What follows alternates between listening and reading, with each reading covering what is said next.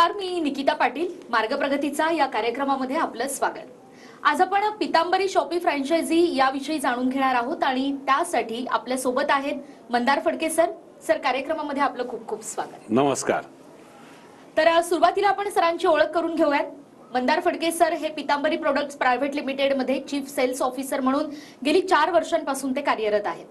FNCG मध्ये त्यांचा 32 वर्षांचा अनुभव आहे आणि याच सगळ्या संदर्भात आता आपण सरांसोबत सविस्तर चर्चा करूयात. सर, पितांबरी शॉपी फ्रँचायझी ही संकल्पना नेमकी काय आहे? नमस्कार. आपल्या सगळ्यांना माहिती आहे की आपली प्रत्येकाची काहीतरी उद्योग सुरू करण्याची इच्छा असते, पण त्याच्यासाठी लागणारी मोठी गुंतवणूक, नवीन ब्रँड, नवीन कंपनी उभी करणं हे सगळं तसं कठीण असतं. अशा वेळेला एखाद्या नामांकित कंपनीचा ब्रँड किंवा त्याचं बिझनेस मॉडेल याचा वापर करून कमीत कमी गुंतवणुकीमध्ये आपण नवीन व्यवसाय सुरू करू शकतो. आणि ह्याच धर्तीवर पितांबरीनी एक मॉडेल तयार केलंय, बिझनेस मॉडेल तयार केलंय, ज्याचं नाव आहे पितांबरी शॉपी फ्रँचायझी.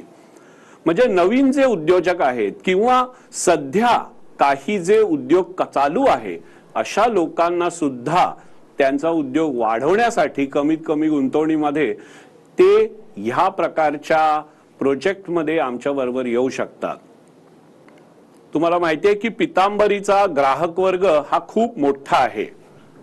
म्हणजे महाराष्ट्रात नव्हे, भारतात नव्हे, तर जवळजवळ 26हून अधिक देशामध्ये पितांबरीची उत्पादनं उपलब्ध आहेत. आमच्याकडे home care, health care, agri care अशी वेगवेगळ्या प्रकारची डिव्हिजन्स आहेत आणि ह्या सगळ्या डिव्हिजन्समध्ये मिळून 83 प्रॉडक्ट्स आणि 144 त्याची उपप्रॉडक्ट्स अशी सगळी प्रॉडक्ट्स आमच्याकडे अवेलेबल आहेत. आता आहे काय की ही सगळी प्रॉडक्ट वेगवेगळ्या डिव्हिजनमध्ये असल्यामुळे ती एकाच दुकानात उपलब्ध असणं थोडं कठीण असतं. म्हणजे उदाहरण सांगतो तुम्हाला की आमचा हेल्थकेअर डिव्हिजनमध्ये गो पीयूष टॅबलेट म्हणून आहे. आता हे प्रॉडक्ट किराणा मालाच्या दुकानात उपलब्ध होणं कठीण आहे.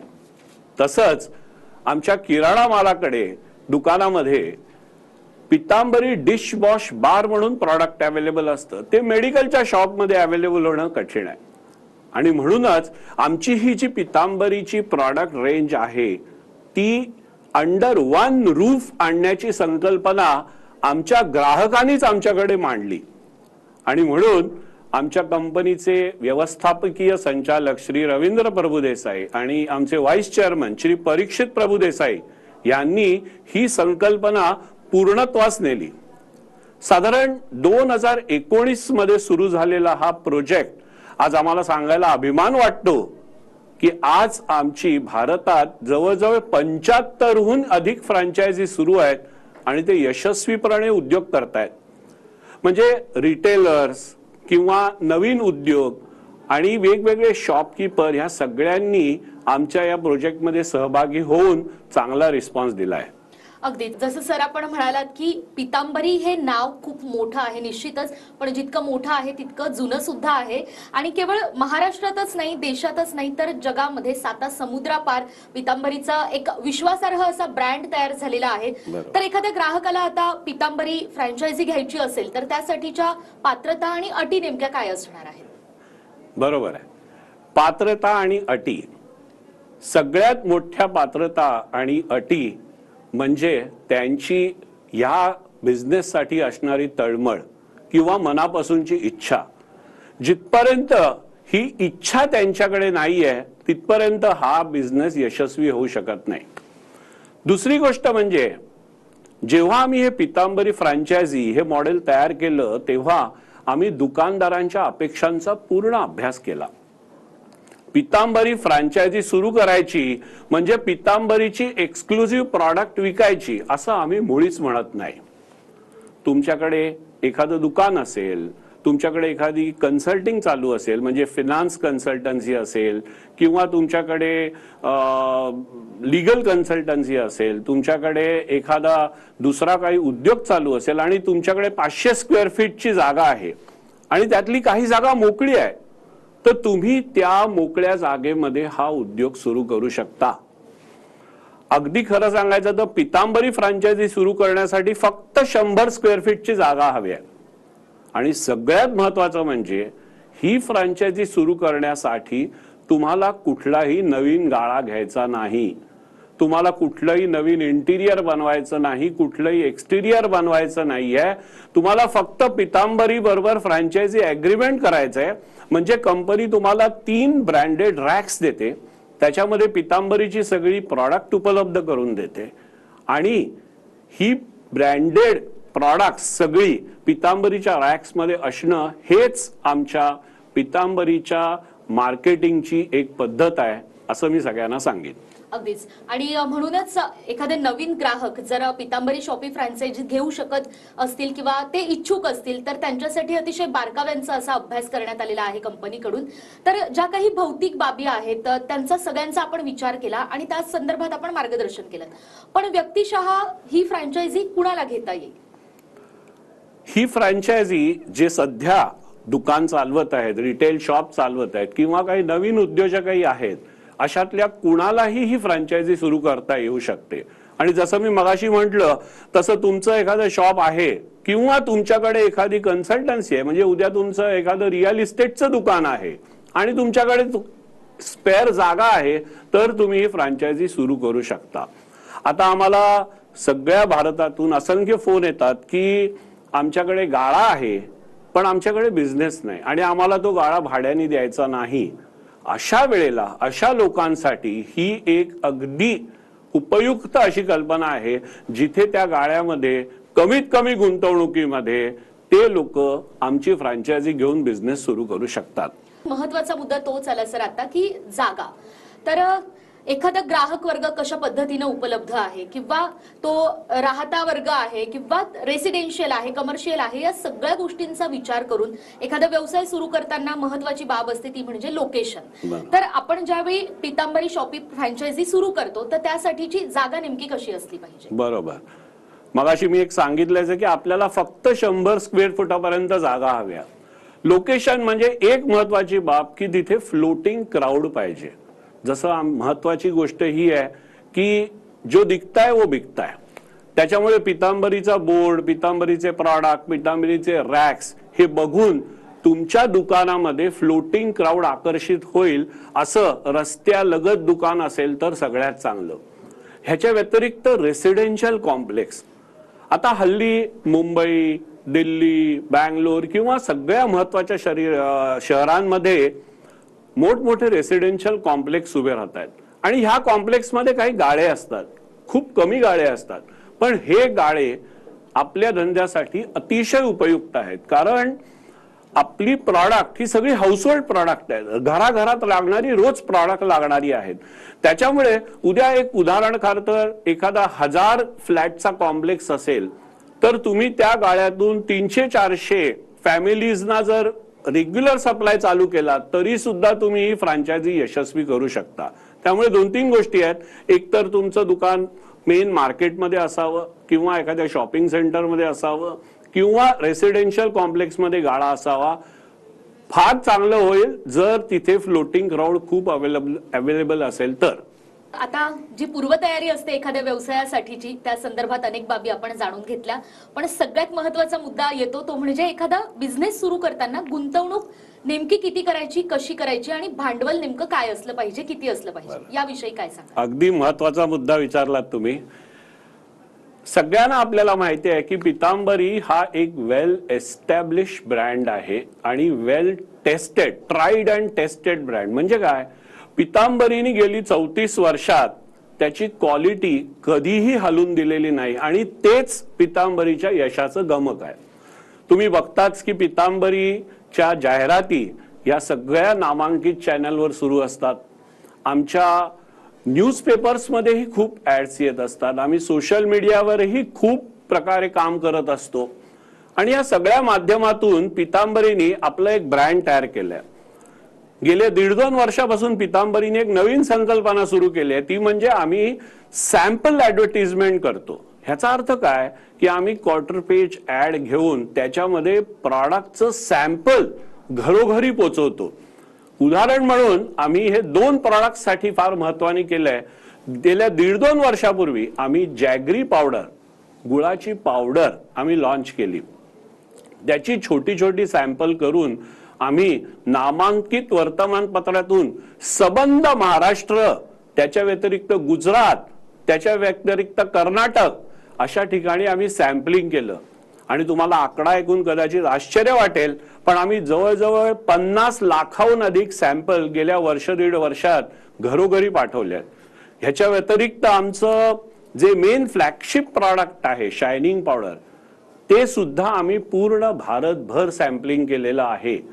म्हणजे महाराष्ट्राच्या बाहेर जर आपण बघितलं तर आपण दिल्लीला केलेलं आहे, ओडिसाला केलेलं आहे, वेस्ट बेंगालला केलेलं आहे, गुजरातला केलेलं आहे. इकडे आम्ही शायनिंग पावडरचं सॅम्पल पण डिस्ट्रीब्यूट केलंय पेपरामधून. घरोघरी हे सॅम्पल पोचले आणि अशी पण आम्ही जवळजवळ 80 लाख सॅम्पल आतापर्यंत डिस्ट्रीब्यूट केले. तर ह्या सगळ्यांनी काय झालंय, पितांबरी हा एक वेल नोन एस्टॅब्लिश ब्रँड भारताच्या कानाकोपऱ्यात पोचलेला आहे. आता सगळ्यात महत्वाचा प्रश्न, गुंतवणूक. आमच्याकडे फ्रँचायझी असोसिएट होण्यासाठी 3 प्रकारच्या गोष्टींमध्ये आम्ही डिवाइड करतो. एक अर्बन मेट्रो सिटी म्हणजे मुंबई, दिल्ली, बँगलोर अशा सिटीमध्ये फ्रँचायझी घेणं, एक सेमी अर्बन आणि एक ग्रामीण. ह्या 3 भागात डिवाइड केल्यानंतर आपण त्याप्रमाणे फ्रँचायझी फी घेतो जी नॉन रिफंडेबल आहे. मेट्रो सिटीमध्ये आपण 1 लाख रुपये फ्रँचायझी फी घेतो, सेमी अर्बन मध्ये 75,000 घेतो आणि ग्रामीण भागामध्ये केवळ 50,000 रुपये ही फ्रँचायझी फी घेतो जी नॉन रिफंडेबल आहे. याच्या व्यतिरिक्त आमचे व्यवस्थापकीय संचालक श्री रवींद्र प्रभुदेसाई यांनी महिला उद्योजकांना प्रोत्साहन देण्यासाठी आणखीन एक संकल्पना सुरू केली आहे की महिला उद्योजक जर कुठेही असतील, म्हणजे अगदी मेट्रो सिटी जिथे आम्ही 1 लाख रुपये फ्रँचायझी फी घेतो, पण तिथे जर एखाद्या महिला उद्योजकांना फ्रँचायझी सुरू करायची असेल तर ती केवळ 50,000 रुपयामध्ये उपलब्ध आहे. त्याच्यामुळे मेट्रोमध्ये 1 लाख, सेमी अर्बन मध्ये 75,000, ग्रामीण मध्ये 75,000 आणि महिला वर्गासाठी महिलांना उद्योजकांना प्रोत्साहन देण्यासाठी 50,000 कुठेही. अशा प्रकारे आम्ही फ्रँचायझी फी घेतो. त्याच्याबरोबर त्यांना साधारणपणे दुकानाचा जसा साईज असेल त्याप्रमाणे साधारणपणे 30,000 रुपयाचा स्टॉक्स घ्यायला लागतो. म्हणजे जर एखाद्यानी मेट्रो सिटीमध्ये फ्रँचायझीचं दुकान सुरू करायचं असेल तर त्याला 1 लाख रुपये फी आणि 30,000 रुपयेचा स्टॉक, असं 1,30,000 रुपयामध्ये इन्व्हेस्टमेंटमध्ये त्याची फ्रँचायझी सुरू होते. दुसरा महत्वाचा प्रश्न, मार्जिन. हे करताना इतक्या कमी इन्व्हेस्टमेंटमध्ये आपण दुकान सुरू केल्यानंतर पितांबरी त्यांच्या प्रॉडक्ट्सवर साधारण 35% मार्जिन आपल्या फ्रँचायझी ओनर्सना देते. म्हणजे काय, साधारण जर आपण 1 लाख रुपयाचा धंदा जर त्या दुकानातून करू शकला तर तुम्हाला 35,000 रुपये ग्रॉस मार्जिन तुम्हाला मिळतं. त्याच्यामुळे इतक्या कमी इन्व्हेस्टमेंटमध्ये इतकं लुक्रेटिव्ह मार्जिन मिळणं ही खूप आनंदाची बाब आहे असं मला वाटतं. ह्याच्याहून एक फार महत्वाची गोष्ट मला सगळ्यांना सांगायची की एखादं दुकान सुरू केलं, फ्रँचायझी सुरू केले तर सर्वात महत्वाचं असतं ते म्हणजे सर्व्हिस. मला सांगायला अतिशय आनंद होतो की गेली 34 वर्ष पितांबरी बिझनेस करते आणि आज भारतामध्ये पितांबरीचे जवळजवळ 2,500 डिस्ट्रीब्युटर आहेत कानाकोपऱ्यात. म्हणजे अगदी काश्मीर ते कन्याकुमारी पर्यंत आणि कलकत्त्यापासून गोवा, गुजरात प्रत्येक स्टेटमध्ये.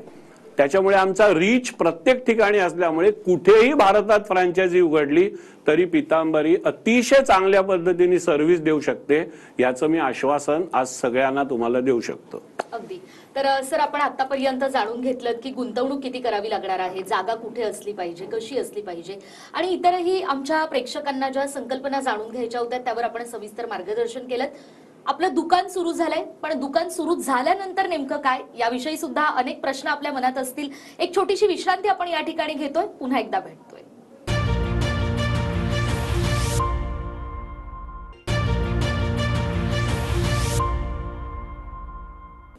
आणि या छोट्याशा विश्रांतीनंतर आपल्या सगळ्यांचं पुन्हा एकदा स्वागत. पितांबरी शॉपी फ्रँचायझी कशी घ्यावी या संदर्भात आपण बरेच प्रश्न आणि त्यांची उत्तरं जाणून घेतलेली आहेत. आणि याच आपल्याला प्रगतीवर नेणाऱ्या मार्गाविषयी आपण अधिक जाणून घेणार आहोत सरांकडून. सर, आता आपला पुढचा प्रश्न असा आहे की आता या सगळ्या अटी, शर्ती, पात्रता, संकल्पना यातून गेल्यानंतर दुकान सुरू झालेलं आहे, पण प्रत्यक्ष दुकान सुरू झाल्यानंतर ग्राहक हा दुकानदारांसाठी राजा असतो किंवा ग्राहक आपलं दैवत आहे असं आपण म्हणतो. तर दुकानदारांना आपल्याकडून अशा नेमक्या काय सुविधा उपलब्ध करून दिल्या जातात किंवा काय सहाय्य केलं जातं की जेणेकरून ग्राहकाला जास्तीत जास्त चांगली सर्व्हिस आपण देऊ शकू? खूप छान प्रश्न आहे. एकदा पितांबरी बरोबर कोणी फ्रँचायझी असोसिएट झाला की सगळ्यात प्रथम आम्ही जे देतो ते त्यांना आम्ही ट्रेनिंग देतो. आमचा प्रमोटर आम्ही पाठवतो जे त्यांना दुकानात जाऊन आपली प्रॉडक्ट कशा प्रकारे विकली गेली पाहिजे ते त्यांना शिकवतात. कस्टमरला प्रॉडक्ट बद्दल काय जास्तीत जास्त सांगितलं तर ते विकलं जाईल ह्या प्रकारचं ज्ञान आम्ही त्यांना देतो. त्याच्या व्यतिरिक्त आम्ही मगाशी जसं पेपरातून सॅम्पलिंग केलं तसं आम्ही प्रत्येक फ्रँचायझीकडे आमच्या प्रॉडक्टची वेगवेगळ्या प्रकारची सॅम्पल उपलब्ध करून देतो. कोणीही ग्राहक तिथे आला की त्याला सॅम्पल दिलं जातं. म्हणजे आमच्या गुळाच्या पावडरचं सॅम्पल आहे, आमच्याकडे क्युरॉन म्हणून एक ऑइल आहे त्याचं सॅम्पल आहे, आमच्याकडे शायनिंग पावडरचं सॅम्पल आहे, आमच्याकडे सिंगल अपचे सॅम्पल आहे. अशी असंख्य प्रकारची सॅम्पल्स दुकानात त्यांना मिळतात जी सॅम्पल ते टेस्ट करून वापरून मग प्रॉडक्ट विकत घेऊ शकतात. त्याच्या व्यतिरिक्त आम्ही कुठेही दुकान सुरू केलं की आम्ही लिफलेट्स डिस्ट्रीब्यूट करतो त्या एरियामध्ये, ज्याच्यामुळे त्या आजूबाजूच्या एरियातल्या लोकांना हे समजतं की इथे पितांबरीची शॉप सुरू झालेलं आहे. आणखीन एक चौथा सपोर्ट एक करतो तो म्हणजे सोशल मीडिया म्हणून. ज्या एरियामध्ये दुकान सुरू झालेलं असतं त्या दुकानामध्ये आमच्याकडे जो काही कस्टमर डेटा आहे, फेसबुक मधनं असेल किंवा इतर माध्यमातून असेल, त्यांना आम्ही मेसेज करून हा सगळा डेटा वापरून त्या कस्टमर पर्यंत माहिती पोहोचवतो की इथे शॉप सुरू झाले, जेणेकरून कस्टमर जास्तीत जास्त दुकानात येऊ शकते. अगदीच. या सगळ्यामध्ये आणखी एक महत्त्वाचं सर की प्रत्येकच क्षेत्रामध्ये आता ऑनलाईन पद्धतीनं व्यवहार होण्यावर भर आपण देतो आहोत, ते प्रमाण वाढलेलं आहे.